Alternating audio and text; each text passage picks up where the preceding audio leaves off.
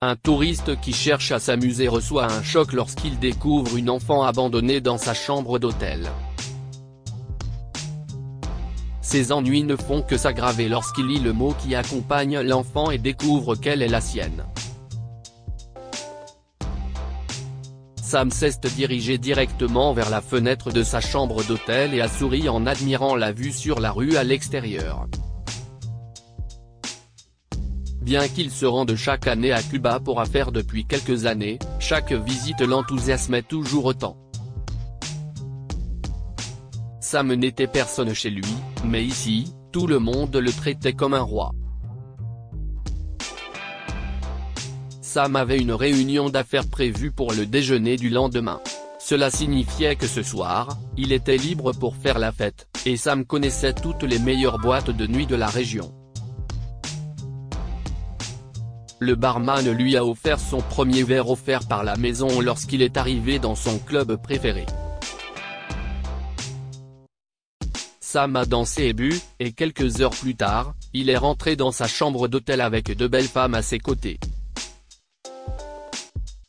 Aucune femme chez lui ne l'avait jamais admiré et complimenté autant que ces deux-là, et Sam était aux anges lorsqu'il les a fait entrer dans sa chambre. Le plaisir de Sam s'est arrêté lorsqu'il a allumé la lumière. Quelqu'un avait empilé ses vêtements sur le lit, et sa valise se trouvait sur le sol. La valise était fermée et secouée sur le sol comme si elle était vivante. « On t'a volé ?» a demandé l'une des femmes. Sam tournait autour de sa valise.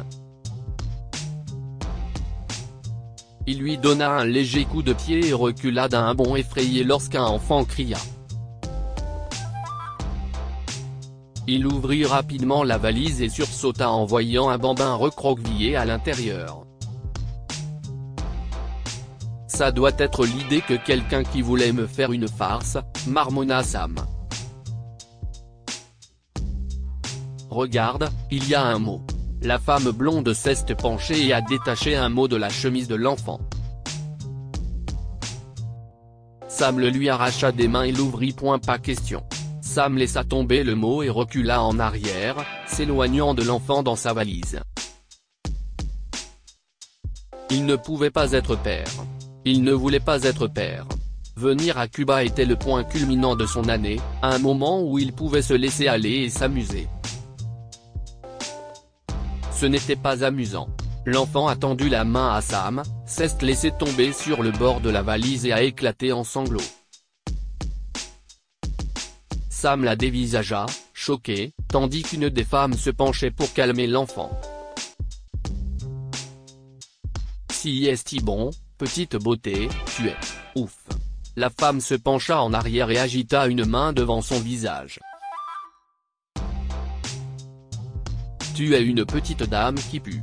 Il s'est passé quelque chose de très grave dans cette couche. Il faut la changer. La deuxième femme a regardé à l'intérieur de la valise. Il n'y a pas de couche de rechange ici. Je vais en chercher, dit Sam. Il ferait n'importe quoi pour sortir de cette pièce et s'éloigner de l'enfant, mais la femme l'a arrêté. Tu ne trouveras peut-être pas des couches aussi facilement dans les magasins d'ici, a-t-elle dit. Je vais prendre une de tes chemises sur le lit là-bas et je ferai une couche pour l'enfant. Ma chemise ? Sam dévisagea la femme avec horreur.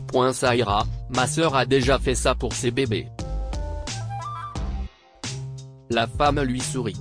Tu auras peut-être de la chance et tu trouveras des couches au magasin. Tu dois aussi chercher du lait maternisé et de la nourriture pour bébé. Nous nous occuperons de la petite pendant que tu seras dehors. Sam est sorti de l'hôtel, hébété. En une journée, il est passé d'un homme cherchant à s'amuser à un père. Un père dont les chemises servaient de couche. Sam s'est réveillé le lendemain lorsque Dunia a commencé à lui tirer les cheveux. Arrête ça. Sam a arraché ses petits doigts de ses cheveux. Immédiatement, les gloussements de Dunia se sont transformés en sanglots déchirants. Je suis désolé, arrête de pleurer s'il te plaît. Sam a fait une drôle de tête à l'enfant. Regarde, Dunia, je n'aille pas l'air bête. Le visage de Dunia est devenu rouge alors qu'elle pleurait encore plus fort qu'avant. Les larmes coulaient sur ses petites joues. En désespoir de cause, Sam l'a soulevée dans ses bras et a commencé à chanter une comptine qu'il avait apprise quand il était enfant. Les petits doigts de Dunia sont immédiatement retournés dans ses cheveux. Où est la femme de chambre qui a une petite fille appelée Dunia ? Demanda Sam. J'ai besoin de la voir immédiatement. Ah, monsieur Sam. La dame derrière le bureau lui sourit. Je ne suis pas sûr de savoir de qui vous parlez. Nous avons plusieurs femmes de ménage dans notre personnel. Sam a sorti son portefeuille et en a retiré quelques billets. Peut-être que ceci vous aidera à réfléchir. D'accord, je pense que je peux vous aider. La femme a pris l'argent de la main de Sam. Alissa avait une petite fille. Je crois qu'elle s'appelait Dunia. Elle a tendu la main pour obtenir plus d'argent. Alissa ne travaille plus ici, mais je sais peut-être ce qui lui est arrivé. Sam serra la mâchoire et donna plus d'argent à la femme. Si est tout ce que je vous donne, maintenant dites-moi où est Alissa. Elle a dit qu'elle partait aux États-Unis pour devenir designer. Son cousin vit à Tampa et a promis de l'aider pour les formalités d'immigration. Elle a quitté le pays ? La panique envahit Sam. Rendre l'enfant à sa mère serait plus difficile qu'il ne le pensait. Il a sorti son téléphone et s'apprêtait à rechercher le prochain vol pour Tampa lorsqu'une alarme a retenti sur son téléphone. Il avait oublié sa réunion d'affaires. Il faut que vous me trouviez une baby-sitter et que vous les fassiez monter dans ma chambre, dit Sam en s'éloignant précipitamment. Dunia était allongée sur le sol en train de pleurer lorsque Sam est retourné dans sa chambre. Il l'a soulevée et s'est étouffé en sentant l'odeur de sa couche. Je n'aille pas le temps pour ça. S'est écrié Sam en posant Dunia pour changer sa couche. Je ne sais même pas ce que je fais. Sam est arrivé en retard à sa réunion. Il est retourné à la chambre d'hôtel d'une humeur exécrable. Après avoir payé la baby-sitter et l'avoir vue sortir, il a soulevé Dunia et l'a regardée dans les yeux. Tu vas retourner chez ta mère, mademoiselle, lui a dit Sam. Je me fiche de devoir payer une pension alimentaire pour le reste de ma vie, je ne peux plus m'occuper de toi. Dunia a bredouillé quelques bêtises et a souri à Sam. Elle était mignonne, et une partie de lui était fière d'avoir une fille aussi gentille, mais c'était beaucoup trop de travail. Dunia serait bien mieux avec sa mère. Sam mit les fournitures qu'il avait achetées pour Dunia dans un sac de course et descendit. Il avait payé encore plus cher la femme de la réception pour obtenir l'adresse d'Alissa à Tampa et l'avait inscrite sur un bout de papier.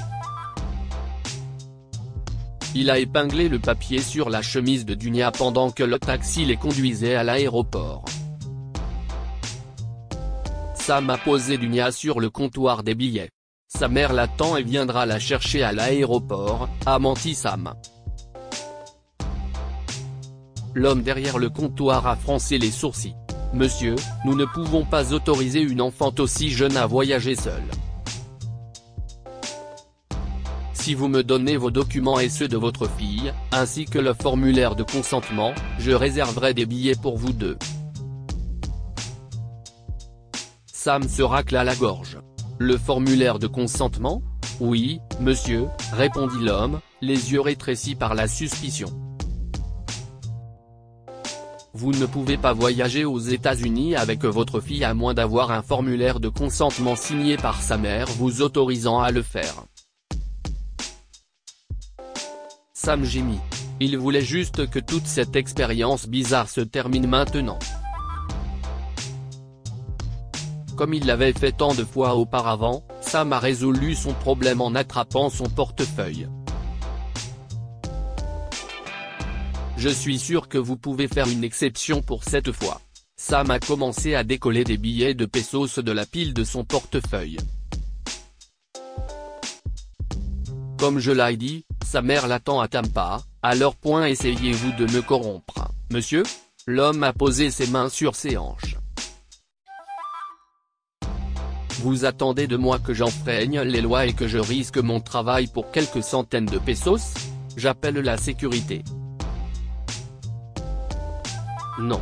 Sam tendit la main à travers le comptoir, mais l'homme avait déjà fait signe aux agents de sécurité. Il semblait surgir de nulle part, des hommes et des femmes à l'allure robuste qui se pressaient à travers la foule. Sam a paniqué. Il a pris Dunia dans ses bras et s'est mis à courir. Une alarme a retenti quelque part au-dessus de sa tête et les gardes ont crié derrière lui, mais Sam ne s'est pas arrêté. Il sprinta à travers l'aéroport et sortit dans la rue. Sam a essayé de retourner dans son hôtel, mais il y avait une voiture de police garée à l'extérieur, alors il a continué à marcher. Il ne savait pas où aller, mais son errance sans but l'a amené à la plage juste au moment où le soleil se couchait. Dunia avait gémi pendant un moment, mais maintenant elle dormait et se sentait lourde dans ses bras. Sam s'assit à côté d'une dune basse, près d'une des tavernes qui bordaient le rivage, et posa Dunia sur le sable à côté de lui. « Tout est de ta faute », marmonna Sam à l'intention de l'enfant. « Si tu n'étais pas là. » Sam, si est-ce toi ? Sam leva les yeux vers l'homme trapu qui marchait sur le sable dans sa direction. Il lui fallut un moment pour reconnaître l'homme comme étant le propriétaire d'une des tavernes voisines. George ? Bien sûr. Le sourire de l'homme s'estompa lorsqu'il remarqua que Dunia dormait à côté de lui. « Que fais-tu ici avec cet enfant ?» Sam a craqué et a tout raconté à George. Lorsqu'il a terminé de parler, George s'est penché et a doucement soulevé Dunia dans ses bras. « Viens à l'intérieur, » dit George. « Tu as beaucoup de problèmes, Sam, mais je peux t'aider. » George a offert à Sam un endroit où rester pendant qu'il réfléchissait à ce qu'il voulait faire ensuite. Lorsque l'argent de Sam s'est épuisé une semaine plus tard, George lui a offert un emploi dans sa taverne. Sam a travaillé dur pour subvenir à ses besoins et à ceux de Dunia. Plusieurs fois, il s'est rendu à l'ambassade locale pour essayer de régler le gâchis que t'est devenu sa vie, mais la peur l'a arrêté avant qu'il n'atteigne l'entrée. Il ne savait pas à quel point il était dans le pétrin après l'incident de l'aéroport, et il était terrifié à l'idée que les autorités lui enlèvent Dunia.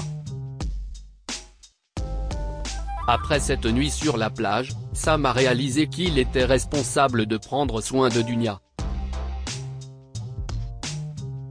Il n'a pas fallu longtemps pour qu'il se rende compte qu'il aimait sa fille. La pensée de ses premiers jours où il a essayé de se débarrasser d'elle a rempli Sam de honte, et il était déterminé à se rattraper. George a été un soutien pour Sam pendant ses premières semaines. Comme George avait 3 enfants, il a pu montrer à Sam comment s'occuper de Dunia. C'était difficile, surtout les nuits où Dunia ne dormait pas bien, mais cela en valait la peine quand elle a levé les yeux vers Sam pour la première fois et l'a appelé papa. Si est-ce vrai. Sam sourit et souleva Dunia dans ses bras. Je suis ton papa, et toi, petite Dunia, tu es la meilleure chose qui me soit jamais arrivée. Quelques années plus tard, Sam a organisé une petite fête pour célébrer l'anniversaire de Dunia. Il n'était pas sûr de la date exacte, mais il avait estimé qu'elle se situait dans le courant du mois de février. Sam a acheté un gâteau dans une pâtisserie locale et a décoré leur maison avec des banderoles qu'il a fabriquées lui-même. Après le petit déjeuner, Sam a bandé les yeux de Dunia et l'a emmenée sur la plage pour lui faire une surprise spéciale. Si est-il un dauphin ? Demanda Dunia pendant qu'il marchait. Ou une baleine ? Sam rit. Dunia était déjà essoufflée, alors il l'a soulevée sur ses épaules. Non, ma chérie, mais j'espère que tu vas beaucoup l'aimer. Dunia a poussé un cri d'excitation en voyant le jet ski que Sam avait prêté à George. Sam s'est lentement promené avec Dunia, mais elle a insisté pour qu'il aille plus vite.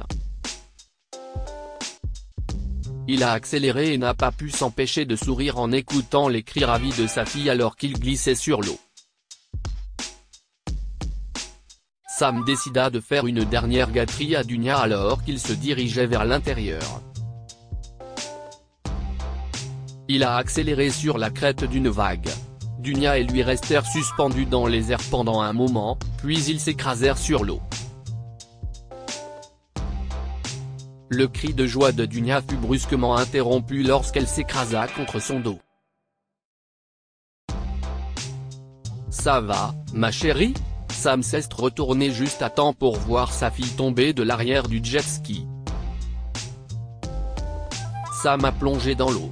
Il a trouvé Dunia et l'a ramenée à la surface, mais elle ne respirait plus. Non, oh mon Dieu, non. Sam est remonté sur le jet ski avec sa fille. Elle est restée mollement dans ses bras pendant qu'il courait vers le rivage.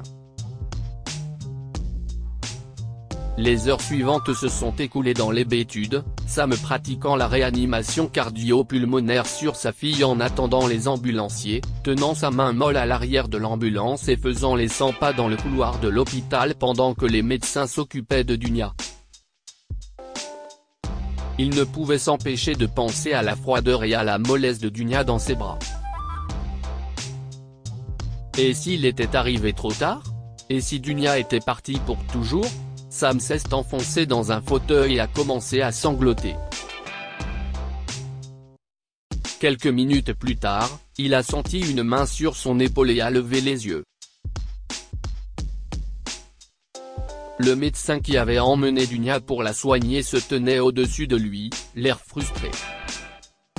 « Oh mon Dieu, elle est partie, n'est-ce pas ?» Sam s'est levé et a saisi les revers de la blouse du médecin. « Votre fille est vivante, monsieur, » répondit le médecin, « mais son état est très grave. Au cours de notre examen, nous avons découvert que votre fille a des problèmes de santé qui affectent ses poumons. Il est donc difficile pour son corps de se remettre de l'incide d'aujourd'hui. » Sam n'arrivait pas à croire ce qu'il entendait. Il se souvenait de toutes les fois où il avait entendu Dunia tousser la nuit ou l'avait vu lutter pour reprendre son souffle pendant un jeu avec les autres enfants du quartier.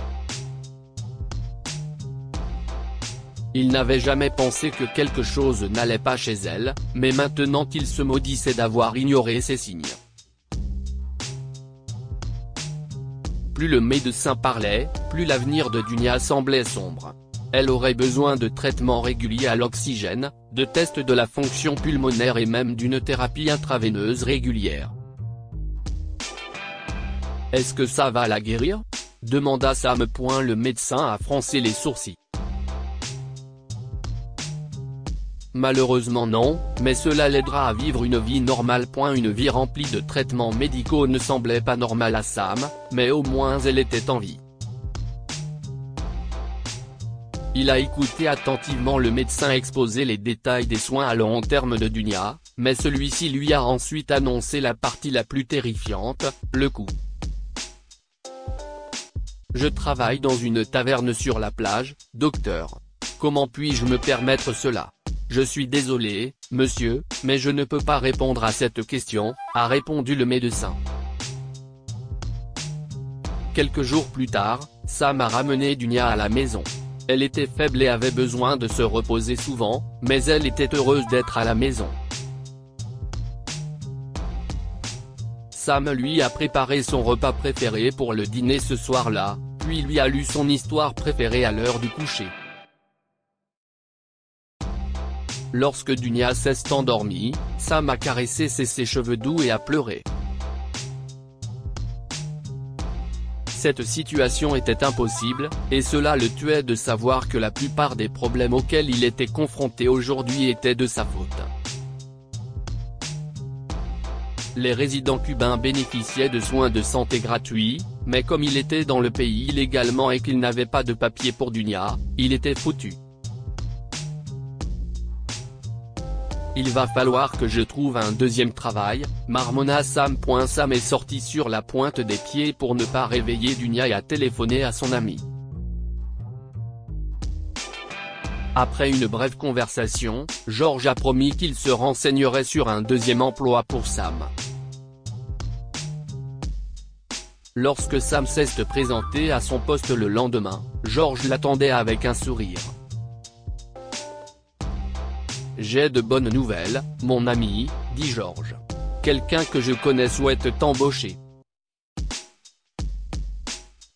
Sam a porté ses plus beaux vêtements pour rencontrer l'ami de George une semaine plus tard. L'entretien s'est bien passé, et Sam est rentré chez lui avec un deuxième emploi et un nouvel espoir pour l'avenir. Tout s'est écroulé lorsqu'il a aperçu une femme familière devant chez lui, une femme qui ressemblait étrangement à Dunia. « Toi !» Sam s'est mis à courir. « Je te connais, tu es Alyssa, la mère de Dunia. » La femme leva le menton. « Je suis venu chercher ma fille. » Sam a regardé la femme avec stupeur. Il avait l'impression qu'une éternité s'était enroulée en un seul instant alors qu'il essayait d'assimiler ce qu'elle venait de dire. Sam a explosé de colère quand il a enfin compris qu'elle avait l'intention d'amener sa fille. « Tu es folle !» a-t-il crié. « Tu crois que tu peux abandonner ton enfant et revenir ici, 5 ans plus tard, pour me l'enlever ? Je n'avais pas le choix. Je ne pouvais pas m'occuper d'elle à l'époque, mais je peux le faire maintenant. » Alyssa pointa son doigt vers Sam. « Et tu n'as pas le droit de l'éloigner de moi.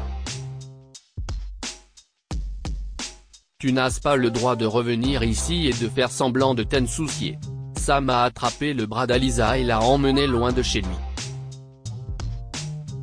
Alyssa est partie ce jour-là, mais il est vite apparu qu'elle n'avait pas abandonné. Sam a reçu une citation à comparaître au tribunal peu de temps après.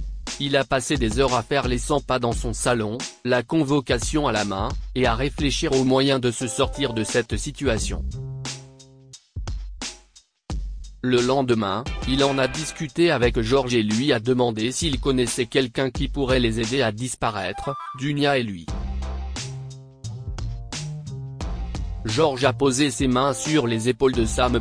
Sam soupira. « Mais j'ai peur, George. Et si je perds et qu'Alyssa emmène Dunia ? N'importe quel tribunal verra que tu as fait tout ton possible pour bien élever Dunia, Sam. Pourquoi as-tu peur d'affronter une femme qui a abandonné cet enfant alors que tu as été un si bon père ? » Sam sourit. « Tu as raison, et une fois que j'aurai obtenu la garde de Dunia, Alyssa devra me remettre ses documents. » Une vague de bonheur a envahi le cœur de Sam. Elle pourra alors bénéficier de traitements médicaux gratuits. George sourit. « Tu vois, si est une bénédiction, Sam. » Sam est entré dans la salle d'audience plein de confiance, mais l'avocat d'Alyssa l'a rapidement mise en lambeaux. « Sam a essayé de rester stoïque pendant que l'avocat décrivait son passé de touriste coureur de jupons et disait au tribunal que Sam était resté illégalement dans le pays au cours des dernières années. L'avocat a même présenté un rapport de police pour la fois où il a essayé d'acheter à Dunia un billet d'avion pour les États-Unis, mais le pire restait à venir. Comment êtes-vous sûr qu'elle est vraiment votre enfant ? A demandé l'avocat à Sam. Avez-vous fait faire un test ADN ? Sam est resté bouche bée devant l'avocat. Un test ADN ? D'une manière ou d'une autre, il ne lui était jamais venu à l'esprit que Dunia pouvait ne pas être son enfant. Une fois qu'il a accepté la responsabilité pour elle, tous les doutes qu'il avait eus auparavant se sont évaporés. Sam secoua la tête. Le juge a immédiatement ordonné un test ADN. Lorsque la session s'est réunie quelques jours plus tard, le juge a annoncé que Sam n'était pas le père de Dunia. Sam a fixé le juge, l'esprit vide alors qu'une vague d'incrédulité le submergeait. Puis il s'est levé d'un bond de son siège. Mais je l'ai élevé. L'avocat de Sam avait essayé de le retenir, et il s'est débattu pour se libérer. J'ai tout fait pour elle ces 5 dernières années, et ce sont les meilleures de ma vie. Elle est ma fille parce que je l'aimais, peu importe ce que dit votre test ADN. La loi ne fonctionne pas comme ça, monsieur. La juge a tapé sur son marteau. Je confie par la présente la garde de l'enfant à sa mère. Vous, monsieur, serez arrêté en attendant d'être expulsé. Non, s'il vous plaît. S'écria Sam. Laissez-moi la voir une dernière fois. Le juge a accepté que Sam dise au revoir à Dunia. Un policier l'a escorté jusqu'à la pièce où Dunia attendait avec une nourrice nommée par le tribunal. Lorsque Dunia a appris qu'elle allait vivre avec sa mère, elle a fondu en larmes et est allée directement voir Sam. « Ne me laisse pas, papa », a crié Dunia. Sam a soulevé la petite fille dans ses bras et l'a serrée contre lui. Alyssa s'est avancée pour prendre Dunia. La fillette s'est mise à pleurer, mais ses larmes se sont vite transformées en râles essoufflés. Elle fixa les yeux de Sam tandis qu'elle luttait pour respirer. Arrêtez. Elle ne peut pas respirer, hurla Sam. Alyssa a relâché son emprise sur Dunia, et Sam a enveloppé la fillette dans ses bras. Des larmes roulaient sur ses joues alors qu'il essayait de l'aider. Il entendit quelqu'un appeler une ambulance alors que Dunia se levait et posait sa main sur sa joue. « Papa est là, ma chérie », a chuchoté Sam. Il a levé les yeux vers Alyssa et lui a dit « S'il te plaît, ne fais pas ça. Ne me l'enlève pas. » Que pouvons-nous apprendre de cette histoire ? Il faut plus que des liens de sang pour être un bon parent. Malgré ses réticences initiales et ses décisions peu judicieuses, Sam aimait Dunia et a fait de son mieux pour lui offrir une bonne vie. Les choix de vie n'ont pas toujours une issue clairement bonne ou mauvaise. Peu importe à quel point nous essayons de faire ce qu'il faut, certaines situations sont trop complexes pour qu'on puisse prévoir la meilleure façon d'avancer. Partagez cette histoire avec vos amis. Elle pourrait égayer leur journée et les inspirer. Lire aussi, un sans-abri élève une petite fille trouvée dans une benne à ordures pendant des années jusqu'à ce que sa mère se manifeste.